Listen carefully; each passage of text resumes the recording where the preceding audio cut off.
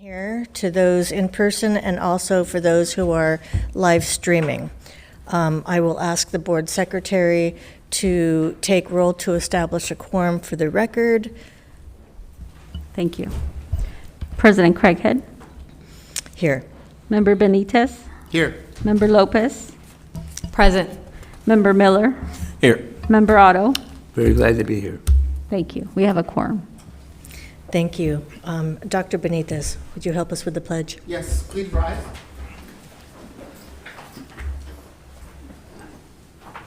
Ready, begin. Pledge allegiance to the flag of the United States of America and to the republic for which it stands, one nation, under God, indivisible, with liberty and justice for all.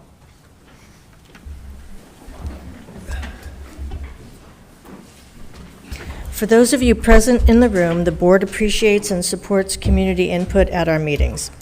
During the meeting, there will be time for the public to comment on matters on the agenda and matters not on the agenda. For those who have not already submitted a request, we have provided forms by where our board secretary is sitting.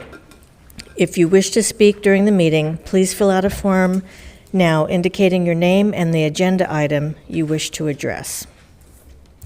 The board has been meeting in closed session regarding matters listed on today's agenda.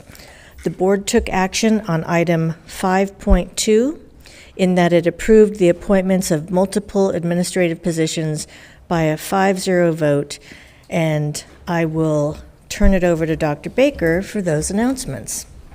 Thank you, President Craighead. So I'm pleased tonight to turn to the team who will make the announcement of several promotions, which actually completes our central office promotions as well as fills then one school principalship. And I will be turning it over first to Mr. Moskowitz. All right, thank you, Dr. Baker. So it's my pleasure to announce the promotion of Maria Harris from the principal at Head Start to the director of Head Start. And Veronica Madrigal is the current principal at Grant, and she'll be coming in to be the director of the research office. I'll hand it over to Mr. Zaid.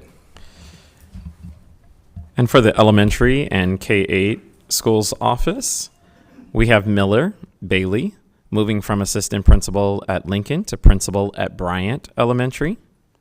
Kathleen Suarez moving from teacher on special assignment to assistant principal at Adams. Marcia Gervin Gilliard moving from teacher on special assignment at Barton to assistant principal at Lincoln. And at this time, I will turn it over to Dr. Camarino and then come back one more time for non-schools. Thank you, Mr. Zaid. I'm proud to announce Tiffany Martin, current program facilitator at Jefferson, to assistant principal at Jefferson. Mr. Zaid? Oh, Ms. Takahashi. Pleased to announce the promotion of Dr. Wendy Poffenberger from principal on special assignment in the business office to director, business office, secondary office. And I'll hand it over to Mr. Zaid. And last but not least, I'm pleased to announce Janelle Harmon from administrative assistant in human resource services to program administrator in human resource services. Congratulations to all of those who have been promoted. It's exciting. Yes.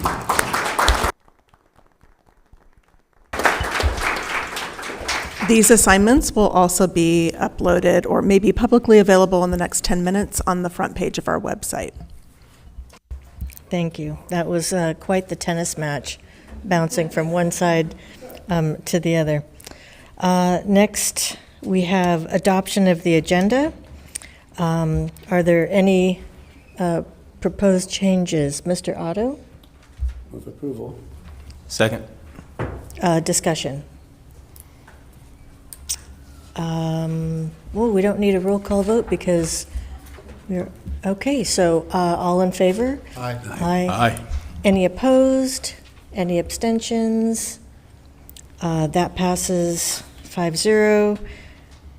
We don't have a student. We are now at recognitions and acknowledgements. So I believe we have, well, Dr. Baker, take it away.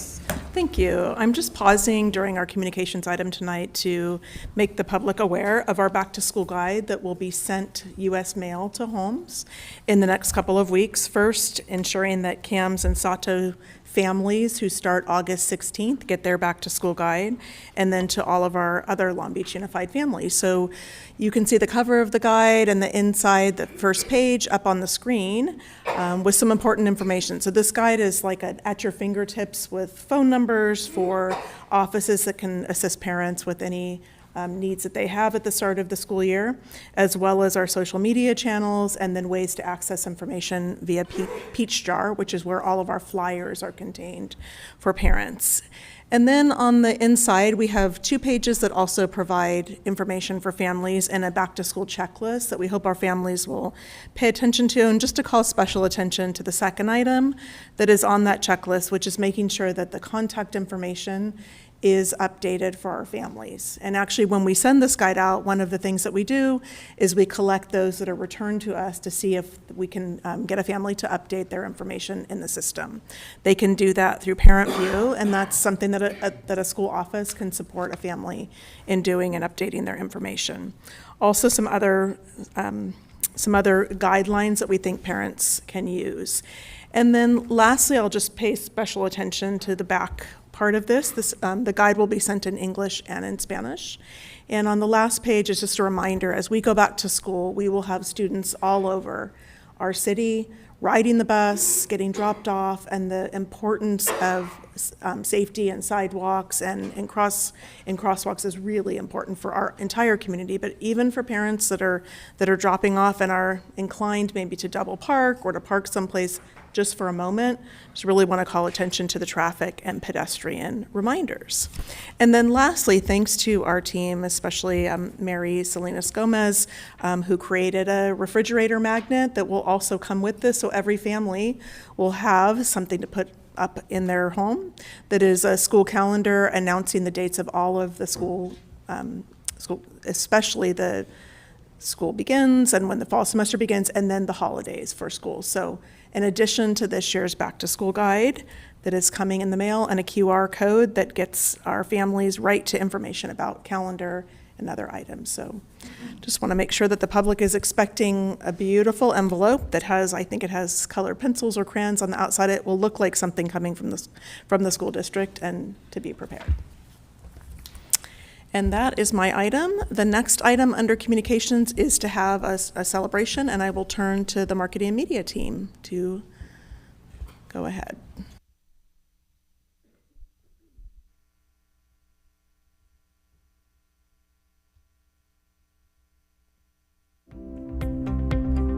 My name is Cecilia Lemus. I'm the teacher librarian at Smith Elementary and Lafayette Elementary School. Growing up, we could really buy things. My mom, what she would do when we had time, she'd take me to the public library. And instead of getting me like toys, she would try to get me books. They allowed me to really push and learn and travel through books. When I got older and I was going to school, I noticed that the librarians were kind-hearted or amazing, but did not represent what the kids saw. They were not them. So I went to school for the library, and when I came in, I had a lot of kids tell me that they felt comfortable because they knew they could make mistakes with me, because I've been through that. English was not my first language. I spoke Spanish growing up. So I feel like I show them that professionals are not just people that don't look like them, that you could be professional. You could become a librarian, or you could become an engineer. You can become a computer scientist, whatever you want to do. It's not just what you know. You could think beyond that. So working in the school district, I love it. I feel like I can make these connections with the kids. I am a safe adult for them. And I feel like I'm making a difference in that way. I'm a safe space for them here.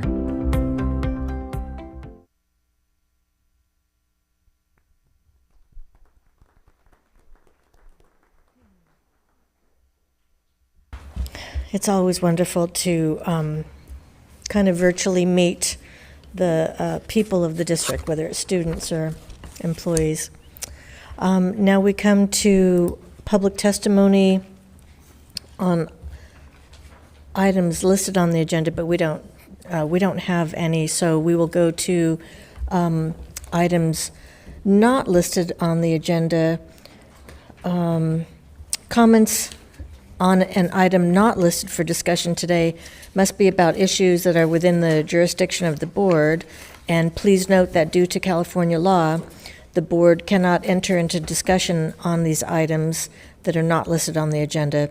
Board members or staff may ask clarifying questions or provide clarification regarding public comments, but such discussion is limited. So we have 3 minutes for each speaker. We will begin with Chris Ortiz.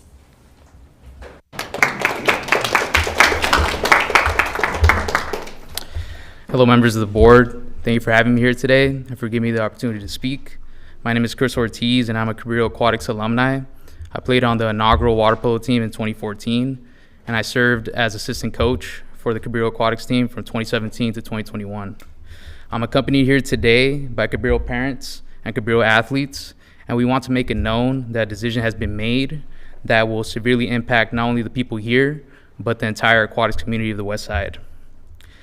The district maintenance department is deciding to transfer pool operator and coach Lawrence Durand from Cabrillo to Poly without valid operational or business rationale and without regard to the impact that will have on the community that calls Cabrillo High School Pool their home.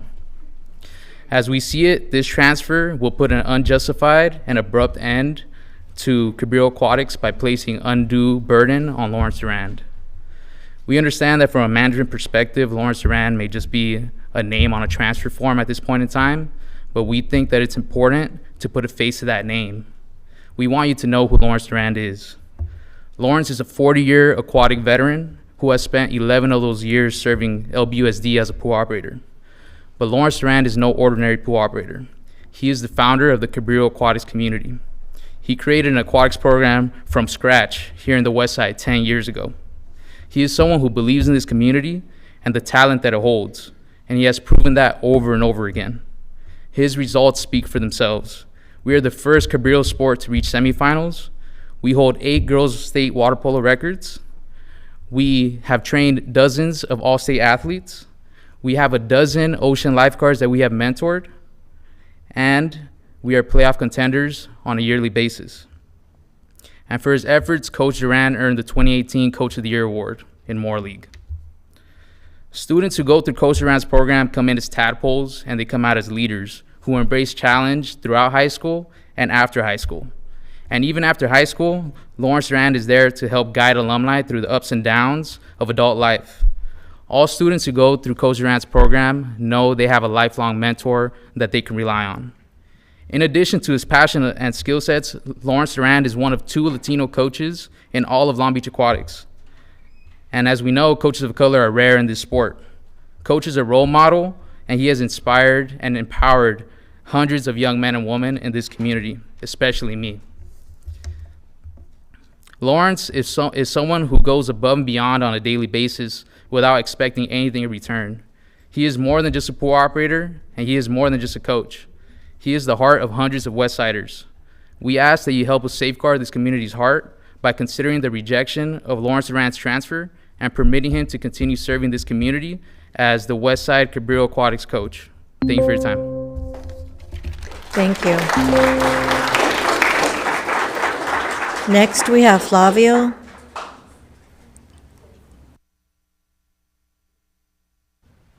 Good evening, President Craighead and members of the board. I'm a parent of Cabrillo students. I have alumni, older son, Mateo, graduated, and Emilio was here. He's currently a senior. I want to say so much stuff, but I hope whomever's on the receiving end of this message I'm trying to get to has an open heart to help us. Not just because it's not listed and you guys can't talk about it, but whomever decided to do this transfer, forgive me, but in my opinion, is an asinine decision. I do not accept it, and I'm not directing it towards whoever is not involved, but I'm just imploring you guys to please help correct this. Please at least direct us to whoever can help us. I have 2 sons that started high school zero experience in water polo. They met coach, they just clicked. Instant bond. I have my oldest son is now graduated, moved on to LBCC. He is Cabrillo High School's first student to go on and play college water polo. Coach Durant's credit right there. He's also helped them. He's also a City of Long Beach lifeguard.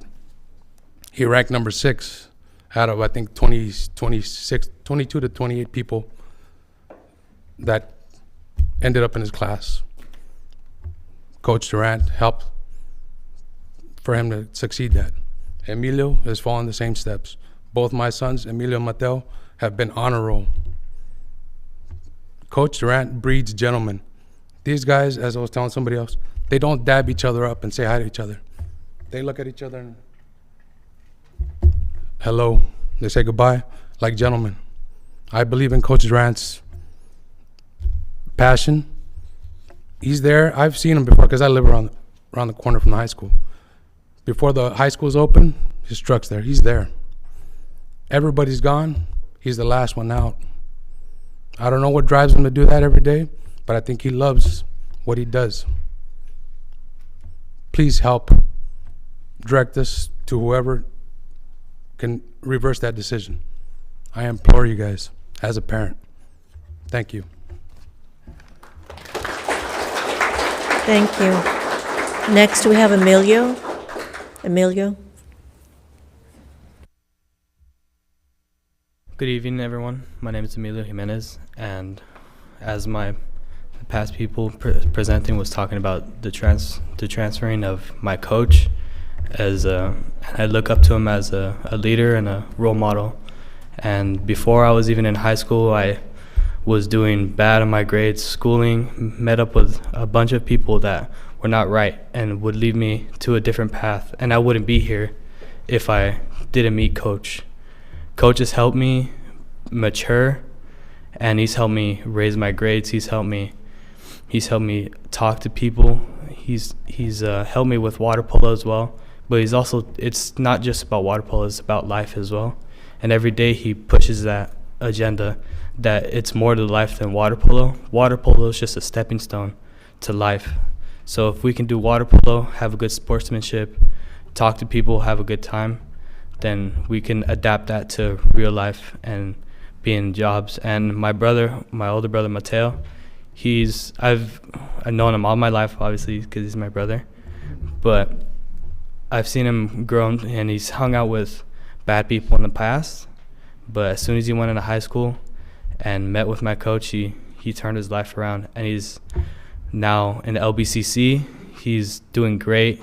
He has the love of his life already, and he has a career in lifeguarding. He's making good money and helping my family. He's helping my mom going through some times, but it's all because of Coach. And Coach Lawrence Durant is that stone that's set into him, and it's setting into me because I look up to him and I want to strive to be better. And the transferring is just going to make things difficult. He won't be able to coach the same way as he has in the past because he has to worry about going from poly to Cabrillo to poly, and that's just going to affect our season. It's just going to affect everyone. And he's connected with not just me, since I've known him since he was a little kid, because me and my brother were pool rats back in the day, and he would always be that pool operator. He'd go up to me as a little kid, maybe like 10 years old, and I'd always look up to him. And he has that effect on every single person on his team, especially the new guys. The new guys are always shaped to be better in the month that they already were back then. You can see the improvement in just a month with Coach, and he's just a one-of-a-kind human being, and he's helped me be here today talking with you guys. And I just want to say thank you for listening to me. Thank you. Thank you. Next, we have Kevin Carrillo. Good evening, members of the board. Coming off a COVID year, I was mentally exhausted and physically not motivated to do anything with my life. When I attended summer school, on that summer before sophomore year, I met a fellow water polo player, Roman Cardoso, who is now graduated and now attending college at LBCC. He was so passionate about water polo, he convinced me to try out. Knowing nothing about the sport, I went not expecting much. But the second I met Coach Duran and his team, I seen how passionate he was for the sport and how much he cared about his players on and off the field. I seen how emotionally connected everyone was. The first couple of weeks of trying out were the worst of my life. I wanted to cry. I wanted to quit because I felt like a failure because I thought I wasn't good enough for this team. But every day, Coach would say the most motivational words I've ever heard a man say. Always play till the wheels fall off. Always execute and never give up, no matter how hard things get. And now I live my life based off those words. Seeing how humble and strong-minded he kept his boys made me want to stay and push myself more than I ever had. Fast forward to this past swimming season, Coach pushed me and filled me so much with motivation that I did what I thought I could never do. I became a team captain and I broke a school record. Because of Coach Duran, I feel proud to call these young men my brothers. I feel proud to call him a secondary father. He teaches us more about water polo and swimming, but teaches us about life. And to always make sure we are learning from our mistakes and to never give up, to push yourself beyond that limit. He brings us so close together. I see everyone as family, making us feel proud to call ourselves Jaguars of the West Side. Help us by giving us that chance to win big, to help us keep our coach. Thank you for your time. Thank you. Next, we have Samuel.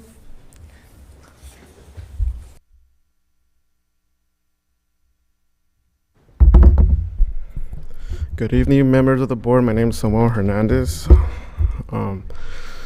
Going into freshman year, I was a different person. Starting from COVID, it was a hard time because I didn't have an 8th grade promotion and I thought nothing mattered. And from there, I stayed indoors for like what felt for ages, and it made me angry, stressed, with anxiety. And I stayed inside a lot, not doing exercise, being unhealthy. Then I met Aaron and Moshe, and I heard they were going to join the water polo team, so I decided to give it a try. Knowing how to swim, I thought it was going to be like any other class. So I joined. The first day I came into water polo, I was intimidated because everyone there, they had good manners, they were confident, and they were mature. The first time I met Coach, I already knew he was passionate about the team. He was like no other person I ever met. And that's where I knew that that's where I wanted to be. And that's where many of the players got their charm. Going into joining the team, the first few weeks, it was very difficult, but quitting never crossed my mind because Coach Duran was there every step of the way. And now, going into senior year, I am very proud to call him my coach. I am very proud to be a Jaguar. I am very proud to be an aquatic athlete, and I am very proud of my coach.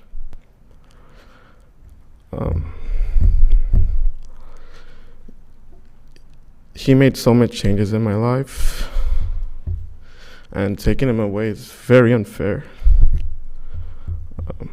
because taking him away will destroy all the things he did. And I beg that you stop this transferring. Thank you for your time.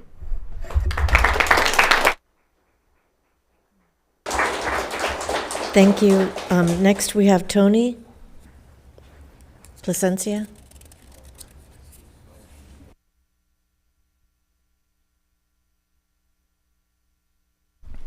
Good afternoon. My name is Tony Placencia, and I'm here today to express a concern that I, along with several other Cabrillo High School parents, staff, and students, have in regards to the handling of Mr. Lawrence Duran's position at Cabrillo High School, as well as Long Beach Unified in general. It is my understanding that he's been transferred to Long Beach Poly, and we were not given a reason.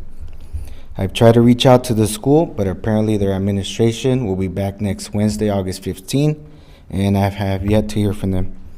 I would assume that if there were any concerns in regards to his coaching or handling of the pool operator or coaching position, that student athletes and their parents will be notified.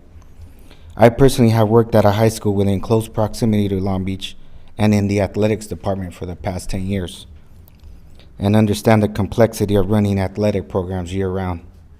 If one were to assume, which would be hard-pressed not knowing the facts, we would say that it's a personal decision on behalf of someone who doesn't have the same philosophy or sense of direction as Mr. Duran, and this does not seem like a disciplinary action.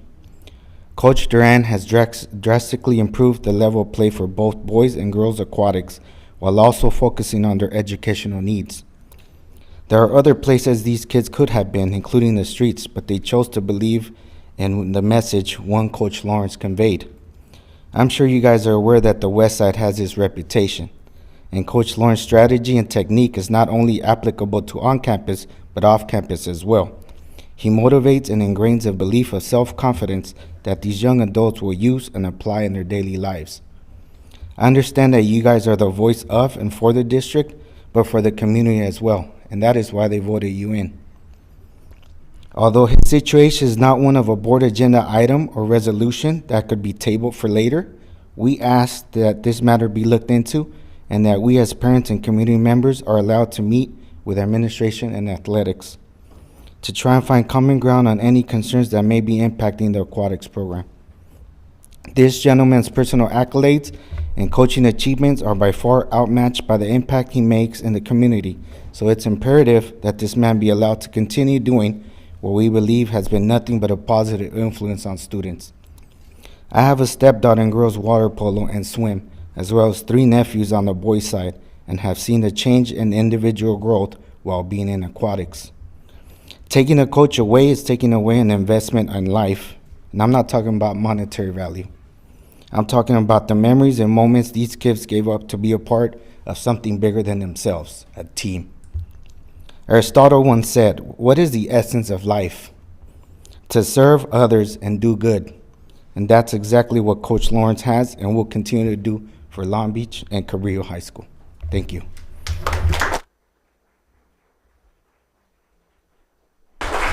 Thank you. Next, we have Anthony.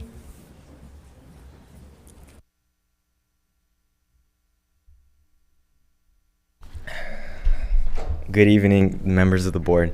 I'm also here on behalf of Lawrence Duran and his transfer to Poly. And this coach is the man who brought me into this sport. He started this program. He carried it this far. He brought me this far. I remember joining this program 1 year ago, last summer before high school. I'm going into sophomore year. And I was totally different. I could barely swim. I was cocky. I was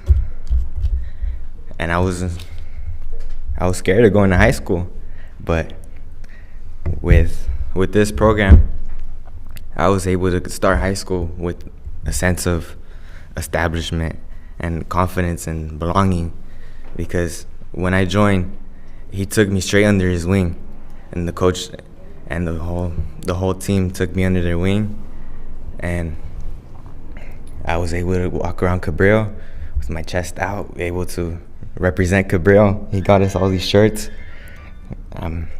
Now I'm proud to represent Cabrillo. And when every day he maintenances the pool, he always has our pool looking clean, the deck looking clean. We have a good workspace to work out on. And when I first joined, it was hard. It was really hard. I could barely swim, and I remember he let me join because he seen potential in me, and those were stuck with me. So I always lived up to see the potential, and I learned that if I see the potential myself, I could do anything. And all it needs is just a push start. This sport is truly humbling. I wouldn't have the desire to do it every day if I had a bad environment, but I do have a good environment. And everything built from this program is built from the coach. Everything I learned from the program still roots from the coach. And he brings us all together to practice brotherhood. And I remember this one pep talk he does. He gives us pep talks every day. And he said that water polo is just the purpose that brings us together.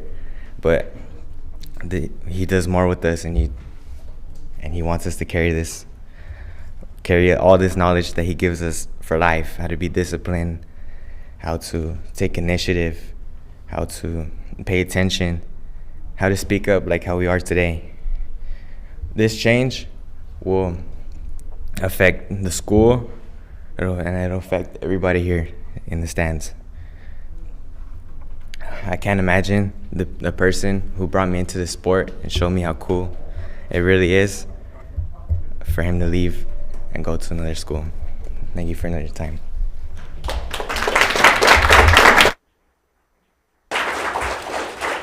Thank you. Next, we have Sylvia.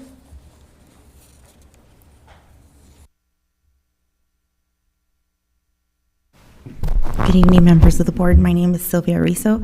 That was my son. I'm sorry. Just trying to hear him genuinely speak about it. My son has been on the JV team, and we knew nothing water polo, nothing. We came from baseball, and we've been very fortunate to be my son has been very fortunate to be under the leadership of Coach Duran.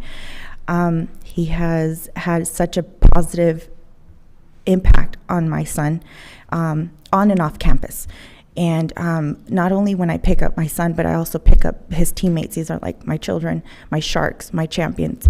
These are all due to how much influence Coach Duran has on them. So it hits me deep. I hear the conversations on and off campus about him and how he motivates them and brings out the best in them. And he actually really, really believes in these children. And we need that. And by doing so, by having this change, it will deeply impact. I implore you, please, if he can stay, we need this coach on the west side. It's a very big impact to our kids. Not only will it affect our kids' mental health and their spirits and their I'm so sorry. I wrote it down, but I just thought I would like to take this opportunity to call to action and would like to implore with you to consider how by removing Coach Duran will negatively affect my son, his teammates, mentally, emotionally, and could impact their future performance. It is detrimental that Coach Duran continue coaching our Cabrillo Jags. Not only from a Latino standpoint, but it helps to have a Latino figure in such a position.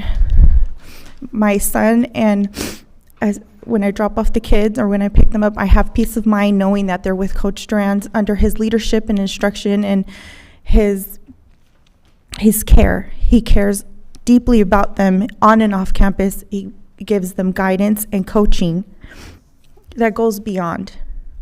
His dedication is like no other. He's married to the program, to the school. He establishes the bonds and the trust. He has earned our kids' trust, and that's going to be really hard to replace. So I wouldn't like any replacement. So please, I implore you to reconsider and not have him transferred. Thank you. Thank you. Next, we have Lisa Ramos.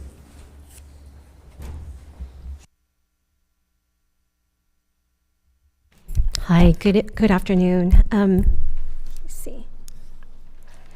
I think those kids talking earlier was really encouraging them getting out to try to support, like an instructor that's important to them. I've been really blessed to grow up here in Southern California. I'm not related to this school district. I've lived around Southern California, but I'm not related to Long Beach, if anybody was wondering. I'm just here more to support students and people of California. I come from to me it's not important, but I know nowadays is okay, people wonder what's your ethnic background, what's your religious background, whatever, your economic.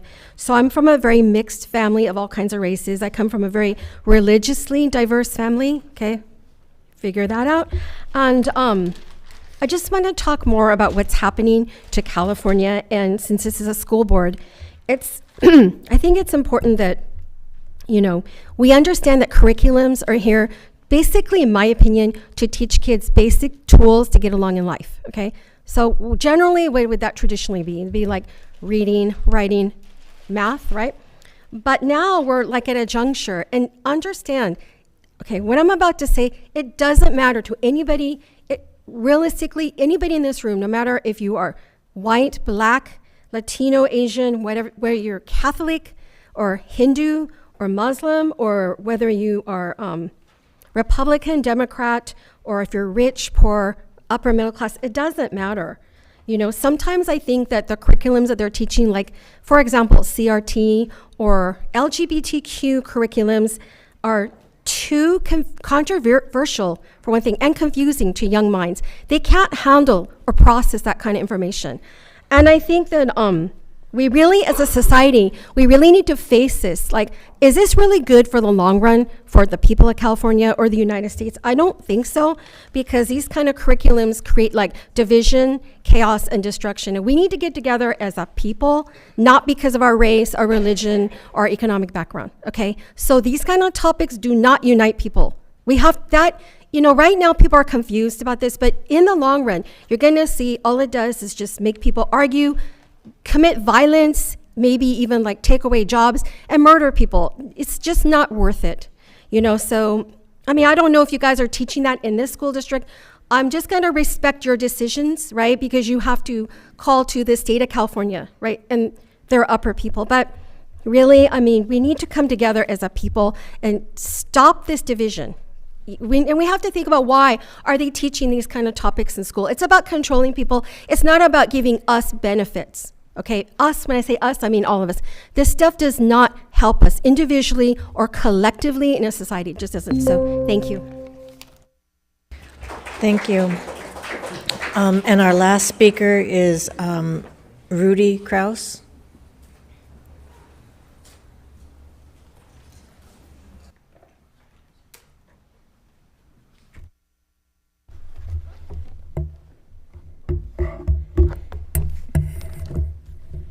Hi, my name is Rudy Kraus. Last time I was here, I talked to you about the most advanced COVID science.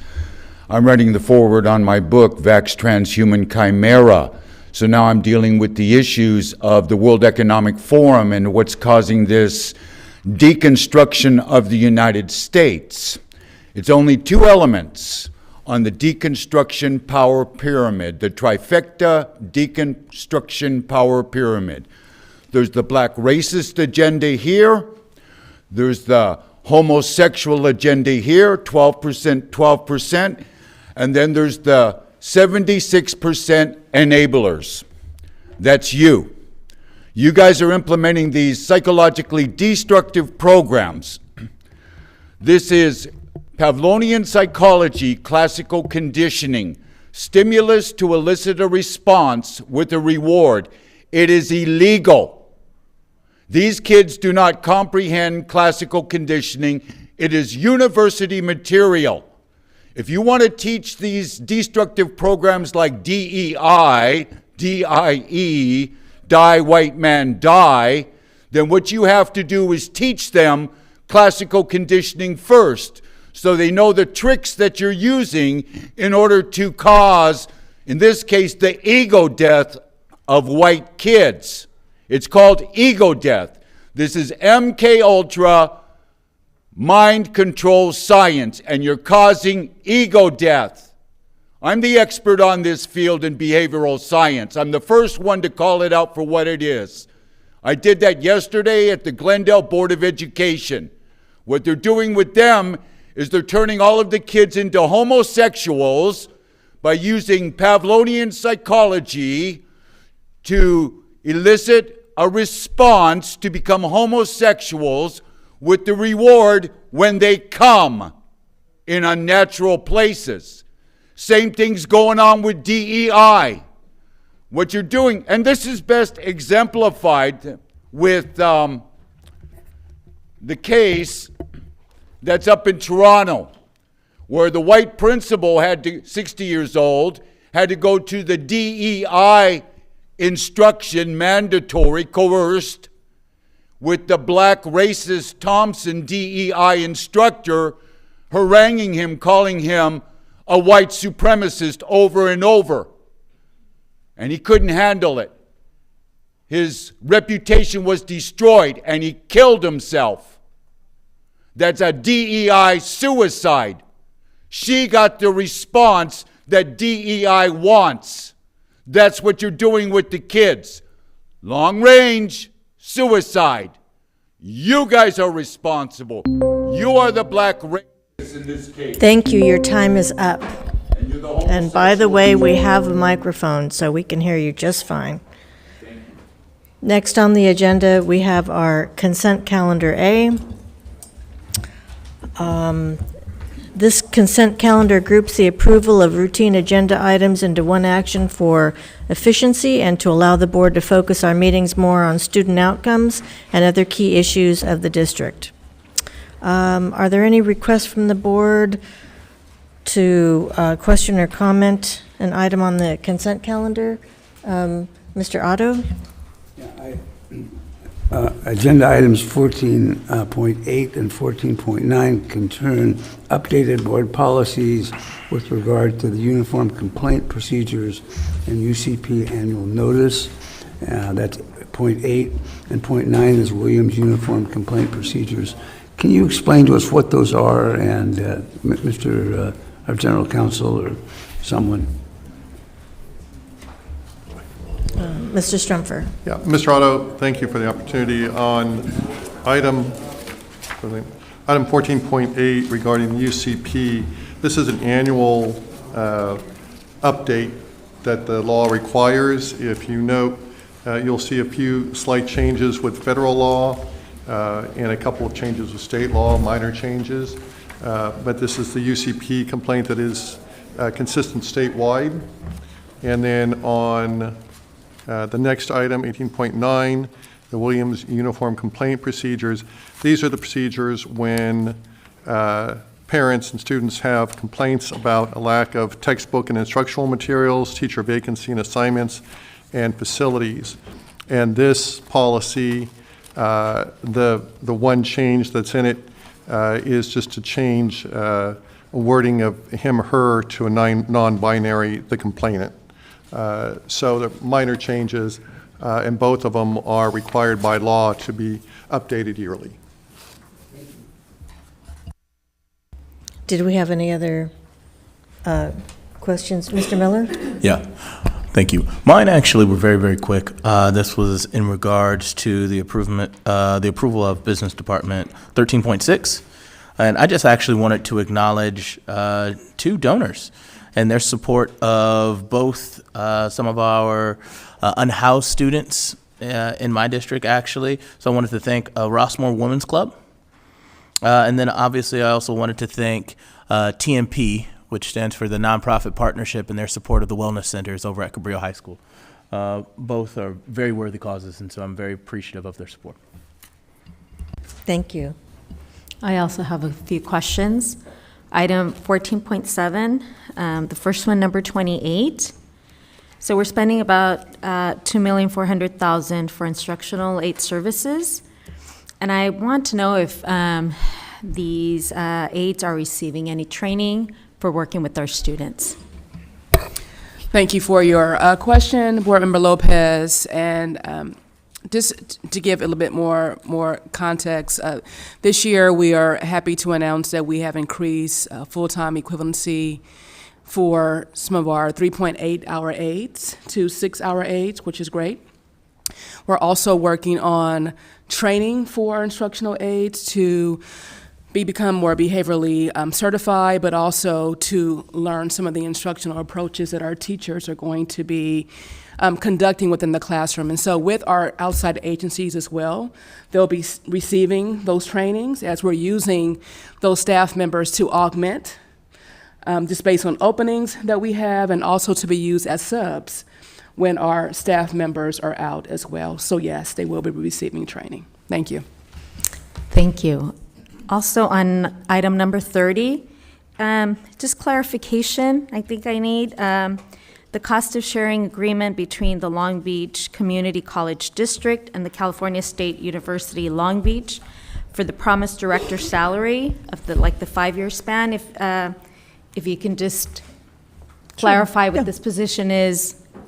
This position is currently held by Dr. Elijah Sims. He's hired by the 3 institutions to lead the College Promise across the institutions, and so a 5-year contract is a third of his salary and benefits for the duration of the contract.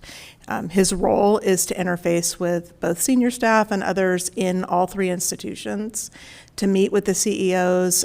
He came and did a presentation and received pretty significant feedback from this Board of Education about the future of the College Promise. And so he's directed by the 3 CEOs in his performance of College Promise Director. Thank you. On item number 67, do you kindly explain the authorized purchase that has a premium of $5 million? Just need clarification on that. Sure, that's our liability insurance for the school district, so that's the annual premium that we pay. And then my final question, approximately how much are we spending on memberships per year? We looked that up. For the last full fiscal year, we spent approximately $190,000. Yes. Dr. Benitez? Thank you, Dr. Baker. I like that significant feedback on the Long Beach Promise from this board. I wanted to highlight actually several new contracts that we have for our after-school activities. Millions of dollars of contracts for our after-school extended learning opportunities with Boys and Girls Club, with YMCA, with Campfire. So I just wanted to give note to our community members, our students, our caregivers, that when we highlight priorities around extended learning, that it is in our consent calendar. And sometimes I think it's important to highlight those things that if we pass our consent calendar tonight, it's going directly to one of the priorities that on an ongoing basis, community members keep reminding us we need more stuff going on after school. So I believe every single school is going to have, Mr. Moskovitz, quote me if I'm wrong here, correct me if I'm wrong, some after-school programming and activity, and the consent calendar here, if we approve these items, reflect that. Yeah, so this would be a continuation of what we had even this last school year with our Expanded Learning Opportunities program. All of our schools last year had some kind of after-school programming, either through our traditional RAP programs or through some of the fee-based programs that this board allowed us to highly subsidize or make completely free. So it's a continuation of the contracts with those community organizations. We can't do this work alone. We definitely need the community partners to be able to lift the number of students that we want to provide the services to. So you'll see here today, and actually probably throughout the year, you'll see ongoing contract renewals to make sure that we keep the size of the program to what we need to support the community. Okay, we're ready for a motion. Move to approve consent calendar A. Second.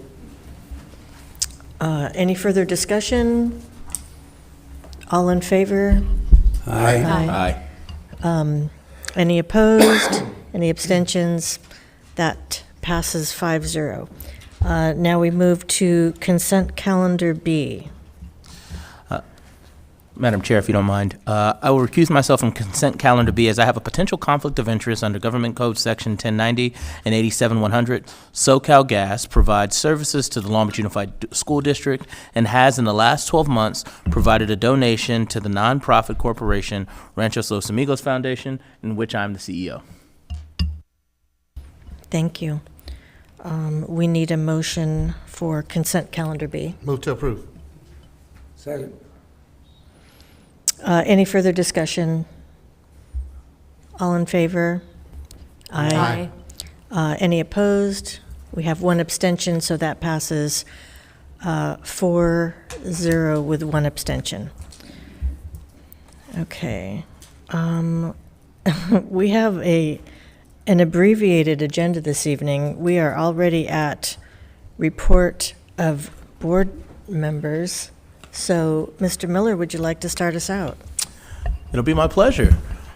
So for me, I've had a fairly busy week, but one of the programs that I visited that I think I was most impressed with, and I often congratulate them around this time, is Success and Challenges with Freedom School Long Beach. I don't know if the entire admin team has had the opportunity to take part in this program, but it is the true embodiment of the undertones that we look for within our Black Student Achievement Initiative, where it is a collective group of college interns, students from all grade levels, predominantly African-American students, but the focus is to help them improve their reading skills. And they have found both creative and really strong cultural ways to do so. The energy there is as thick as peanut butter, and it is always a lot of fun.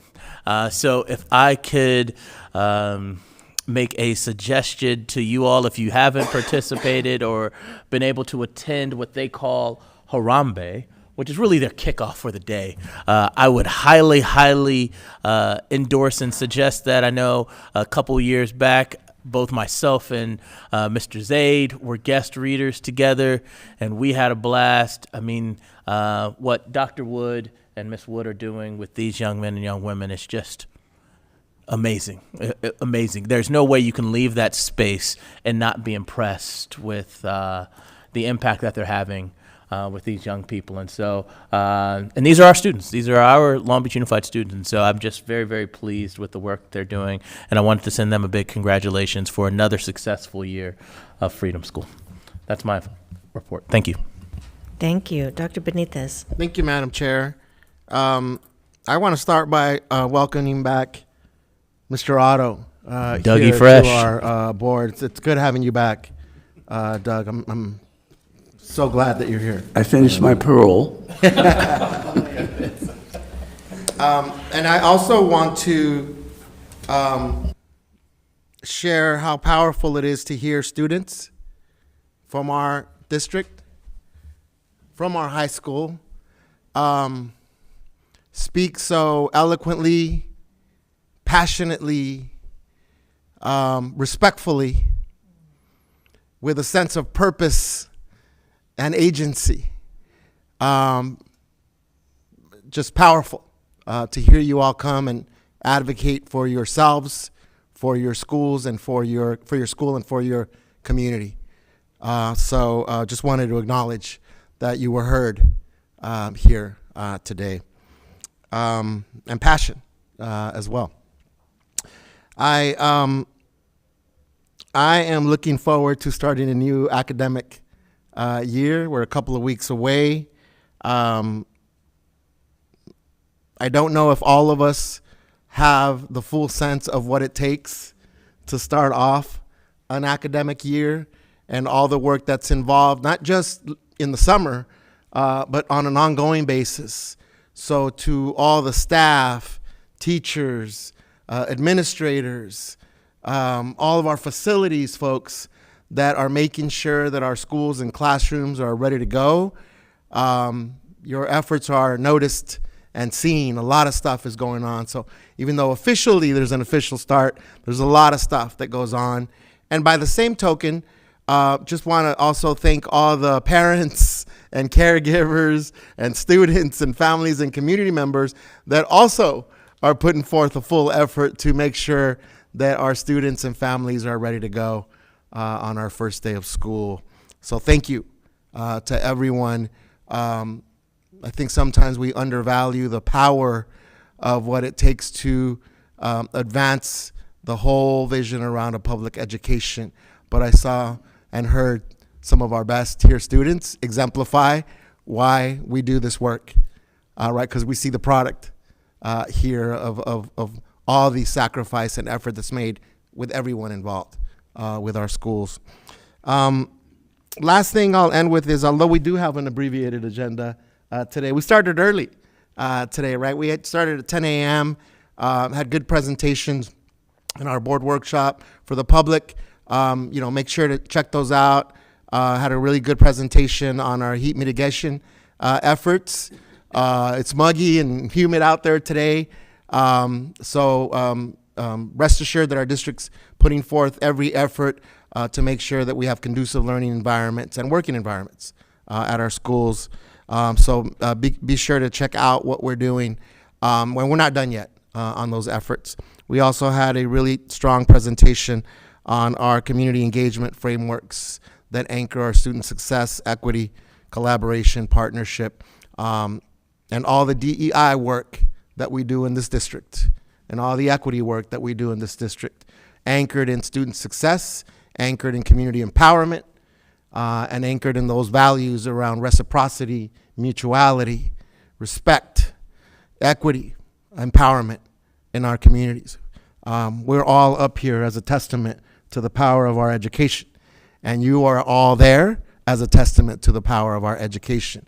And so community engagement is one of those anchors. So I did want to highlight something because both Member Miller and I were also at a meeting hosted by TALB around community schools that in this morning's presentation, we also heard that we're piloting at 3 schools a framework around community schools.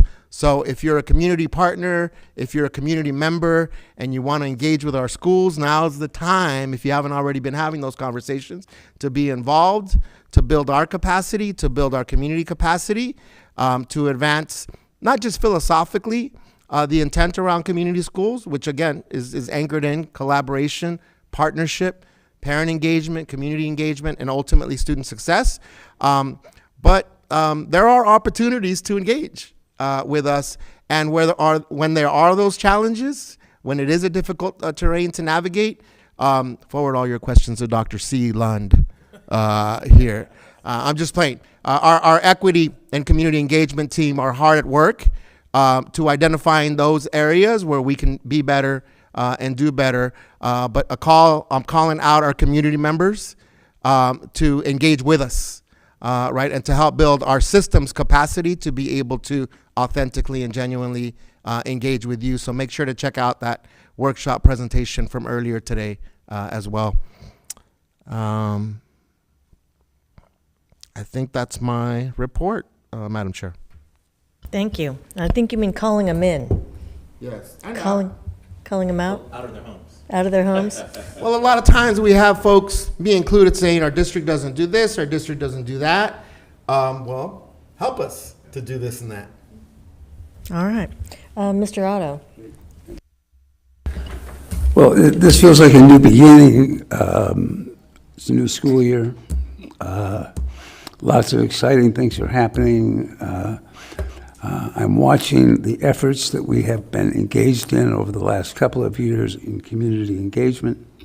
I've seen the response of the community, the involvement of the community in the things that we're doing. And it is very encouraging about our future. And we have a good plan. We are executing that plan. And watch us, participate with us, be partners with us, both as students and as parents and as community members, because we're doing good things. And I'm looking forward to this new beginning, this new year, and I'm grateful to be able to be a part of it. That's it. Thank you. Ms. Lopez? And I'll be brief. Good luck to all the graduates who will be starting college this month, to school administrators, teachers, counselors, psychologists, and social workers who will return to work in a couple of weeks. And of course, to our wonderful students who will return to school at the end of the month. And I hope everyone's having a restful summer, re-energizing themselves, and looking forward to a new school year. I'd also like to thank all of the students who took time to come to the board tonight. I think it's important to hear from you. And like Dr. Benita says, you were articulate, and I think your insight is needed. Thank you. Thank you. It's never easy to, speak in public, and what you've done tonight is you've come here and you've advocated on behalf of somebody else, in addition to yourselves, and expressed your needs and the impact that your coach has had on you and that will have on future generations. And so I just want to thank you for being such a good reflection on what he has meant to you. And we can see that he does more than his job. He has really impacted your lives going forward. And you will never be the same because of it. So I just wanted to acknowledge that, and I wanted to thank you for being here. Also, I just wanted to talk about an event that happened with the Port. So the Port of Long Beach had a special event to honor and acknowledge the interns and scholarships that they gave to our students. One of the things that was said during the presentation was that the Port brings real-world learning to the classroom by offering these internships. I had a chance to meet one of the students that served in an internship, and I know that learning from the Port and what different jobs and positions were available helped broaden his horizons as far as what he's looking for in the future, that it's more than maybe what we see on the surface, longshoremen, that kind of thing, that there are many different jobs available. And one of the scholarship recipients is the son of one of our employees. We don't see her anymore because she used to stand at a camera, but now that we've gone to these, automatic things that are... Myrna's son. And first of all, I was shocked that her son graduated. He is a graduating senior. That was very surprising, because I just picture him coming in with her, helping her with the cameras and stuff, and he was kind of this big. So that was a little surprising. But congratulations to all of the scholarship winners, and thank you to the Port for providing those opportunities for our students. Dr. Baker. Thank you. I'll actually build on that. I just have a couple of things for tonight. Building on internships, we have a report that we had over 600 students in paid internships this summer, up from about 5 years ago, we had 50.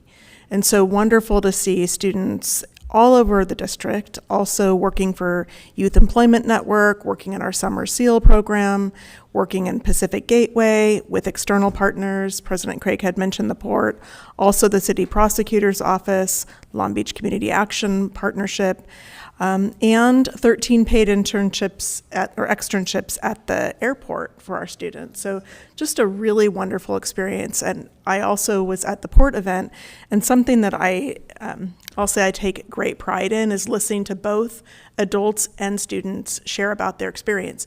Adults want to say how much they've appreciated students, how professional they were, how surprised they are by what high school students can actually come into the workforce and do.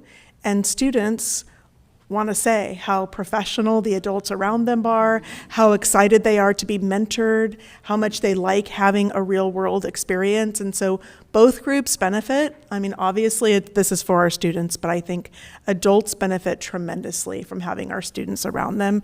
And in many ways, they describe feeling reinvigorated by having a student around them in their profession. So just a terrific experience.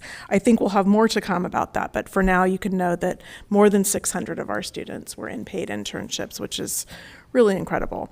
And then, yes, we will have the return of thousands of employees in the next 2 weeks, starting with our school administrators are back to work next week, and our first schools will start on August 16th. So again, back to school guide is going out, lots of information for parents. And then I'll also call attention to a communication campaign that will launch 10 days before school starts with a little message, 60 to 90 seconds of information for parents that will have links. So be following our social media and paying attention to your email. They will range from information about enrollment and parent view and parent guidelines and heat mitigation and academic acceleration and wellness centers. So just little spots. And at the end of the 10 days, as we kick off the new year, we'll send the entire playlist. So anybody that wants to look back or really get ready the day before school starts, all of the information will be available to them. So we are excited for our students and our staff members to come back. And thank you for the intense appreciation that you've shown for those who work in summer. Every classroom gets touched in summer, every school building, all the cafeterias are cleaned, the floors are cleaned. So it takes tremendous effort to have things ready for school to start. And in many ways, it is a year-round effort, but summer is a very special time. So thank you for appreciating the team that's out there every day, all day, preparing our schools for students to come back. We can't wait. Thank you. Well, this concludes the business for our meeting tonight. The next regularly scheduled meeting is Wednesday, September 6th. So without any objection, this meeting is adjourned. Thank you very much for being here, everyone.